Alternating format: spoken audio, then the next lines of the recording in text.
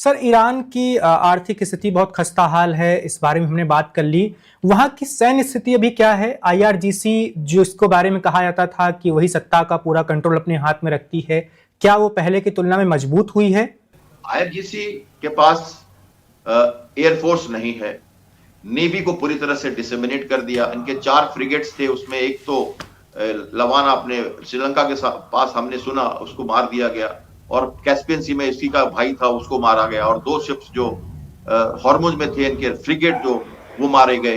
Amphibious ships थे इनके 21 से ज्यादा, मिडजेट सबमरीन्स थे इनकी। इस सारे फ्लीट्स को करीब करीब ध्वस्त कर दिया गया, क्योंकि ईरान ने अपने शिप्स वहां से नहीं हटाए। सैटेलाइट की पिक्चर में जो जहां फरवरी में थे वही खड़े थे और सीधे सीधे मारे गए। अमेरिका ने अपने सारे शिप्स वहां से हटा लिए, इवन माइनस्वीपर्स हटा लिए जो आउटडेटेड थे, और पेनांग और मलेशिया में भेज दिया। और वहां पे उनकी सिर्फ अनमैन्ड एआई जनरेटेड 100 से ज्यादा बोट जो बहरीन में खड़ी है वही सारा कुछ काम कर रही है, जिसमें कोई क्रू नहीं है। उसी बोट ने MH-60 के हेलीकॉप्टर से गिरे हुए पानी में पायलट्स को भी बचाया, जिसमें कोई उस बोट में कोई क्रू नहीं था। ये दुनिया की पहली ऐसी नेवी है जो ये सब काम वहां कर रही है हाई टेक्नोलॉजी के साथ, और बहुत ही जबरदस्त काम दिखाया जा रहा है अमेरिका की तरफ से। इनके सारे वॉरशिप सेफली एक डिस्टेंस पे खड़े हैं ओमान की खाड़ी में, और उस रीच तक अभी तक ईरान के मिसाइल्स नहीं पहुंच पाए हैं। एसिमेट्रिक वॉरफेयर कर रहा है। मिसाइल कैपेबिलिटी थी इनके पास, अभी भी है, लेकिन बचा के रखा हुआ है उन्होंने। माने तो 80% तो खत्म कर दिया गया है, 20% है। ड्रोन वो रीजनरेट कर सकते हैं, बना सकते हैं। अंडर वाटर फैक्ट्रीज भी है उनके पास, अंडर टनल फैक्ट्रीज भी है उनके पास, जिसकी आप कभी कभी पिक्चर देखते रहते हैं। लेकिन ये सब लगातार एक ऑल आउट वॉर में काम नहीं कर पाएंगे, क्योंकि उतनी ज्यादा क्षमता ईरान के पास नहीं है। एसिमेट्रिक वॉर जरूर करेंगे वो, 4 ड्रोन इधर, 1 मिसाइल उधर, 1 मिसाइल इधर, ये वो कर रहे हैं, और इसको एट्रिशन वॉरफेयर कहते हैं। और जो हमारे जो स्कॉचिंग वॉरफेयर जो ये कर रहा है हमारा अमेरिका, ये ऑल आउट वॉर पे जा सकता है। जरूरत पड़ने पे वापस भी आ सकता है, छोड़ भी सकता है। मैंने एक टर्म दिया है अमेरिका को, हिट एंड रन। ये हिट करता है, भाग जाता है। वेनेजुएला की बात आपने की थी, वहां पे इसने हिट किया और निकल गया। अमेरिका ने डिसाइड किया है कहीं भी लाजो सामान के साथ वो ग्राउंड पे अब नहीं रुकेगा, मोबाइल फोर्सेस के साथ लड़ेगा, लोकल लोगों को स्ट्रेंथन करेगा, उनके थ्रू लड़ेगा, उनके कंधे पे फायर करेगा। ये उसकी नीति बाइडेन ने बनाई, जिसको कहते हैं ग्लोबल वॉर ऑन टेररिज्म पे वो अब नहीं जाएगा। अफगानिस्तान से निकलने के बाद ये बाइडेन ने बनाया, और लॉर्ड ऑस्टिन उसके डिफेंस सेक्रेटरी थे, जो एक आर्मी के जनरल थे। इन लोगों ने 21 से 25 तक ये सारी चीजें की, और उसको ट्रंप आगे बढ़ा रहे हैं। इसके आकलन के लिए ये सारी बातों को एक साथ लेके देखना होता है कि अमेरिका ऐसा क्यों कर रहा है। अजीब क्यों लगता है ट्रंप की बातें, अजीब क्यों लगती हैं। वॉर होता है, नहीं होता है, ऐसा क्यों होता है, कुछ हो नहीं रहा है, फिर भी ये सब हो रहा है। इन सबों की वजह समझने के लिए नेवल वॉरफेयर की स्ट्रैटेजी और पानी के लड़ने का तरीका और इसके पीछे की कहानी और आगे क्या इंटेंशन है अमेरिका की, इन सबों को अगर जोड़ के देखें तब आपको ये बातें और दर्शकों को ज्यादा बातें प्रभावित करती हैं और समझ में आती हैं और हलक से नीचे उतरती हैं। जी बिल्कुल, आपने सर बताया कि अमेरिका की अभी की रणनीति क्या है, खासकर सैन्य रणनीति, युद्ध को लेकर रणनीति। लेकिन बीच बीच में तो खबर आती रहती है कि जमीन पर भी अपने सैनिकों को उतारने के बारे में सोच रहे हैं ट्रंप। खर्ग आइलैंड पर कब्जे की बात होती है, वो सब खबरें कितनी सच्ची होती हैं? अमेरिका ने इस इंटेंशन के साथ ही लड़ाई शुरू की है कि हॉर्मुज पे उन्हें कब्जा करना है। कब्जा मतलब वो खुद ना करें, लेकिन अगर ओमान को ही आगे बढ़ा दें या यूएई का शायद ज्यादा रोल इसमें बनता है, इन दोनों के पास चांसेस बनते हैं कि इसका कंट्रोल जाएगा और वो पीछे रहेंगे इसके। तो इसको करने के लिए उन्हें ये जरूरी है समझना कि अमेरिका को लड़ाई जारी रखनी पड़ेगी, और अगर अमेरिका लड़ना चाहता है तो उसे यहाँ पे स्ट्रेंथनिंग करनी पड़ेगी लोगों के साथ, और मिल मिला के डिप्लोमेटिकली भी और मिलिट्रीली भी काम करना पड़ेगा। तो ईरान क्या चाहेगा कि वो इसको डिस्टर्ब करता रहे, और अमेरिका उसको विथस्टैंड करने के लिए कई देशों की सेनाओं के साथ भी वहां कुछ दिनों के बाद खड़ा हो सकता है। अमेरिका के नेतृत्व में ना हो, अपने आप हो, लेकिन ये हो सकता है। तो ये मान के चलिए कि ये कहानी अभी चलने वाली है इस तरह से। और जैसा आप कहना चाह रहे हैं कि ईरान के फेवर में ये है या नहीं, तो ये आपको मान के चलना है कि ईरान धीरे धीरे ब्लीड कर जाएगा। कई बिलियंस बैरल उसके ऑयल रुके हुए हैं, और स्टोरेज में उनके ऑयल्स धीरे धीरे ठप हो जाएंगे, क्योंकि वो सब जम जाएगा उनका ऑयल वहां पे, और लंबे समय के लिए एक हैरानी की बात हो जाएगी उनकी अपनी ऑयल एक्सपोर्ट्स के लिए, ईरान के लिए। जी बिल्कुल सर। एक बात और उठती है सर कि अमेरिका के अंदर भी बहुत सारी बातें होती रहती हैं, खासकर ट्रंप की जो विपक्ष वाली पार्टी है, डेमोक्रेटिक पार्टी, उनके सांसदों का कहना है कि शुरुआत से ही कि ये युद्ध हमारा नहीं था, हमें सीधे तौर पर ईरान से कोई खतरा तो है नहीं। ईरान अमेरिका के बीच में भौगोलिक स्तर पर देखें तो दूरियां बहुत ज्यादा हैं। ईरान के पास अभी ऐसी कोई मिसाइल या ऐसी क्षमता नहीं है कि वो सीधे अमेरिका की धरती पर जाकर कोई हमला कर सके। असली खतरा इजराइल को था। आपको क्या लगता है नेतन्याहू और उनकी टीम अभी इस युद्ध को लेकर क्या सोच रही है? वो अभी कहां खड़े हैं? युद्ध में नेतन्याहू इजराइल अमेरिका को लेकर नहीं आया, जो एक जनरल मान्यता है। अमेरिका की अपनी नीति थी, इजराइल से उसने अटैक कराया। आपको पता है इतने सालों तक ईरान पे फिजिकल अटैक कभी भी इजराइल ने नहीं किया था। उसके मोसाद, उसकी कई सारी स्पाइंग एजेंसी और कई सारे टैसिटली क्वाइटली कई सारे बार उनके ध्वस्त किए गए अमेरिका ईरान के जो न्यूक्लियर एसेट्स हैं इजराइल की तरफ से, क्योंकि वो उसे अपने अस्तित्व के लिए खतरा मानता है। और ईरान एक ऐसा देश है जो इजराइल के को नफरत से देखता है, जैसा ये हम जानते हैं। लेकिन ये नई रिजीम की बात मैं कर रहा हूं। पहले तो ईरान और इजराइल को पहला सदस्य देने वाला ईरान ही था। सबसे पहले ये मैसी उसने बनाई वहां पे। वो शाह का जमाना था, राज का जमाना था। लेकिन ये रेडिकल जो सरकार सो कॉल्ड ईरान के कहते हैं लोग, उसको बहुत ही मुश्किल है इजराइल के साथ। अब हूती को जब देखा आपने रेड सी में इकोनॉमी को प्रभावित करते हुए वर्ल्ड के, उस समय हूती को पूरी फंडिंग पूरी के पूरी ईरान की तरफ से है, हमास को फंडिंग है और हिजबुल्लाह को फंडिंग है। ये सब सो कॉल्ड उनके हिसाब से एक रेडिकलाइज्ड ऑर्गेनाइजेशंस हैं, टेररिस्ट ऑर्गेनाइजेशंस हैं, और इनसे कई देशों को मुश्किलात रहती है। और इनको अगर फंडिंग करें और ऐसा कंट्री एटॉमिक पावर से लैस हो जाए, तो ये रोग हाथों में ऐसे वेपन पड़ेंगे तो विश्व के लिए खतरा है। इसको नैरेटिव बना के अमेरिका यहां आया। तो इसलिए उस नैरेटिव से वो ऑक्युपाइंग फोर्सेस कहें, उसको लूटिंग फोर्सेस कहें, अमेरिका को ईरान की तरफ से, ये सब चीजें सही हैं। लेकिन ईरान के पास जो 6 कंट्रीज हैं जीसीसी के, उसमें इनका बेस है अमेरिका का। यहाँ से उनके संबंध हैं और यहाँ उनकी प्रोस्पेरिटी है, यहाँ से उनका आपसी म्यूचुअल अंडरस्टैंडिंग है।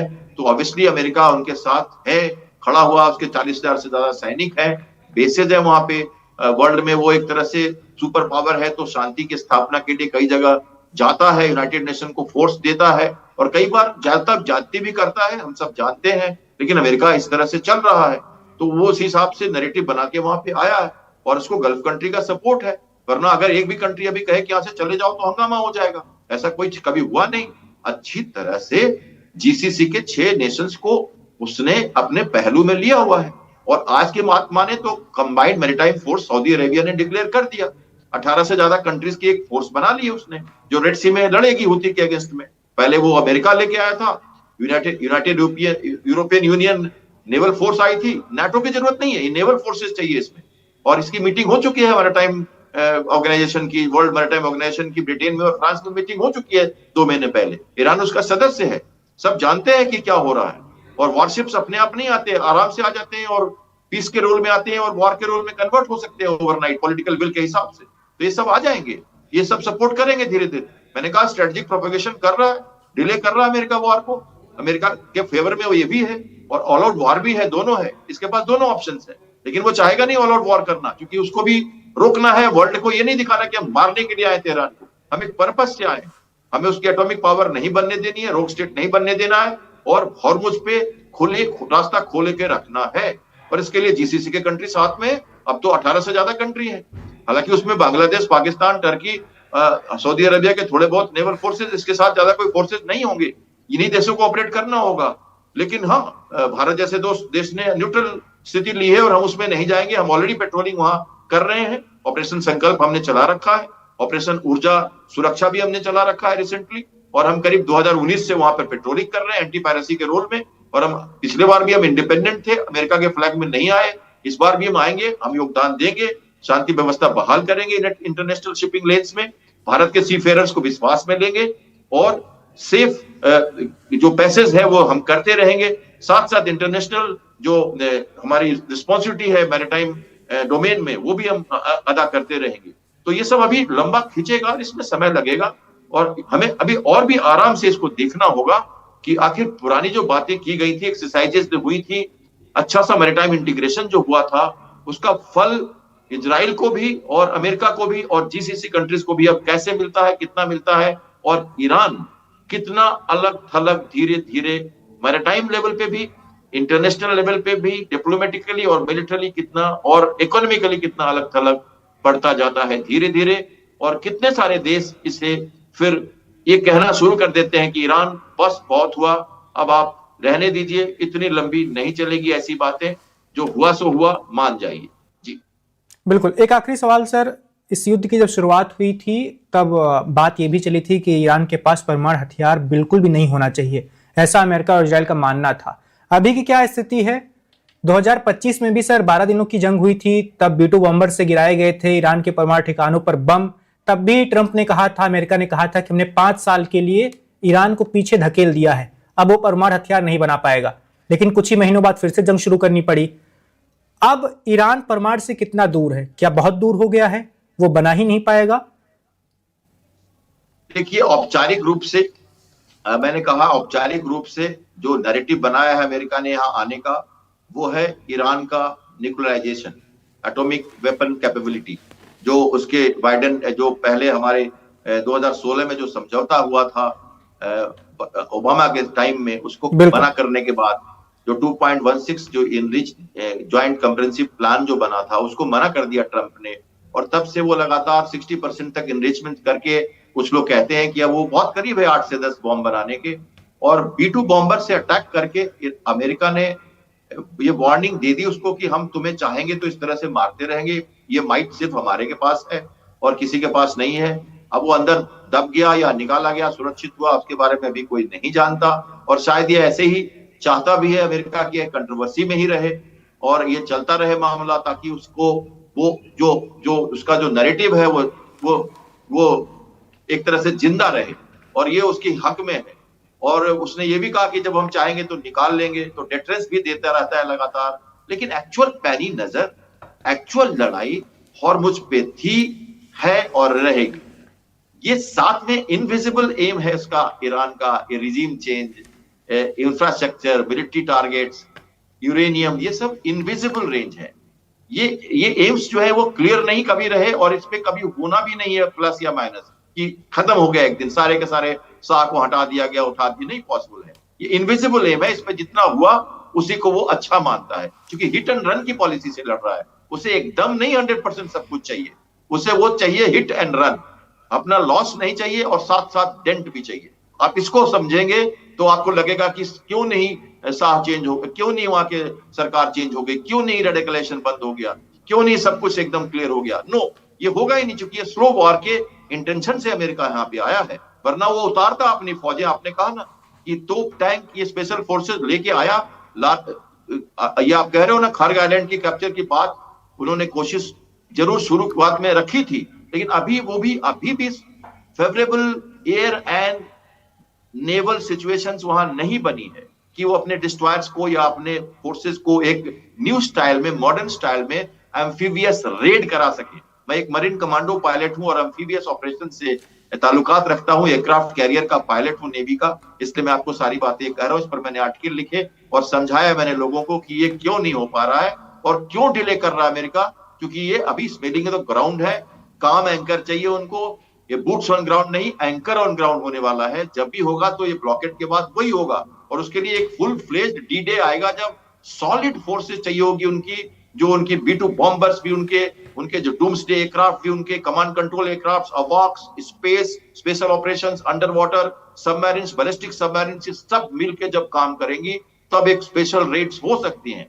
खर्ग तो उनका ही आइलैंड है, उनके ही कंपनी का बसाया हुआ है। कोसाम, लराक, ये सब को आइलैंड्स जो हैं, ये बंदर अब्बास पे जो जहां भी मिसाइल्स जो हैं जो शिपिंग को प्रभावित कर रही हैं, अब टारगेट सिर्फ वही है। तो आपको लगता नहीं कि क्या ये वॉर वहीं पे एक तरह से लिमिटेड हो गया है और अपनी जो वर्ल्ड की नैरेटिव है हॉर्मुज की, उसी को पकड़ के अमेरिका आगे बढ़ रहा है और उसी की तरफ जा रहा है?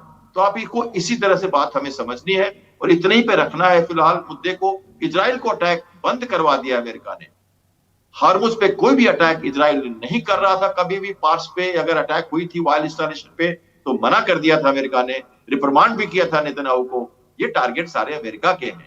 अब ये बातें अगर आप एक लाइन में अलाइन करके देखोगे शुरू से, तो कैसे टारगेट डिवीजन हुई, कैसे सारे काम हुए, इजराइल क्यों हट गया है और हमास हिजबुल्लाह से क्यों निपट रहा है, इधर की बातें अमेरिका क्यों कर रहा है, और डिप्लोमेटिक लेवल पे अमेरिका लगातार अपनी जो नैरेटिव है उसको सेट करते हुए लगातार धीरे धीरे वार क्यों लड़ रहा है। इन बातों से हमें आकलन करना होगा कि ये जो लड़ाई है स्पेशल फोर्सेस के लिए अभी उपयुक्त नहीं है, और कुवैत सबसे पहला जगह होगा। इराक में घुसने के लिए वहां से पोर्ट है। सबसे ज्यादा अटैक कुवैत और उस एरिया पे लगातार ईरान कर रहा है। ईरान को मालूम है कि कहां से लॉजिस्टिक सपोर्ट इराक में जाते हुए कुर्द के पास जाएगा। बलूचिस्तान का एरिया भी सेंसिटिव है, हमारा चावार पोर्ट भी उधर है, और बलूचिस्तान के एरिया से भी पाकिस्तान का इसमें इन्वॉल्वमेंट हो ना हो कभी, सारी बातें आपने भी कही, मैं भी उसको दुरुस्त करने की कोशिश कर रहा हूं, लेकिन थोड़ा प्रीमेच्योर है। पॉसिबिलिटीज सारी हैं और लड़ाई लंबी चलेगी तो इनमें से कोई भी पॉसिबिलिटी पे अमेरिका अपने को उछाल सकता है, वहां से दबाव डाल सकता है, और वो सारी ऑप्शंस को ओपन रखते हुए आगे बढ़ रहा है। Subscribe to One India and never miss an update. Download the One India app now.